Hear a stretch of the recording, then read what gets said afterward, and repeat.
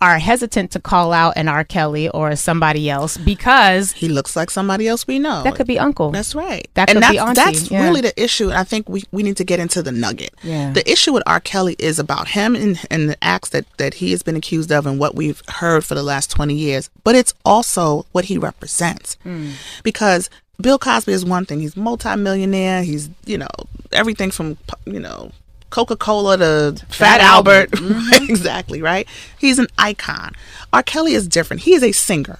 Forget all of this genius stuff, all the rest of that. He is an R&B singer. He's an individual. He is a person who looks like so many of our people in our community. And there's something interesting about him, I think, that we hold on to is because he never left. He really never left Chicago, if you think about it, right? And so there's a fierce loyalty for him because he's just an everyday dude. And from what I hear from other people, he's super charismatic and all the rest of this stuff. And there's a fine line because of how we think about black girls, right? This is why I wanted to really highlight who the women were, like Geronda Pace. Have you seen Geronda Pace? No. Geronda Pace is the young woman who I brought on stage with me when I pressed the button during New York Times. Yes. I mean, New York Times, Times Square and New Year's Eve.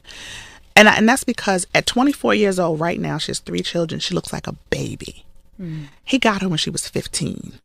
I can only imagine what she looked like. But in our minds, we talk about these fast girls who run behind, who look grown because he can't really tell the difference. And they run behind him and they're groupies.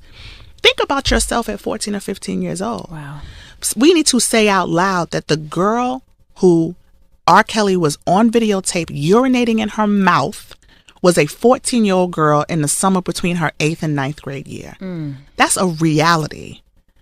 And we need to think about your nieces and your nephews and your cousins and your people in your neighborhood. 14-year-old girls. But we make our children, particularly black girls, complicit in their own abuse.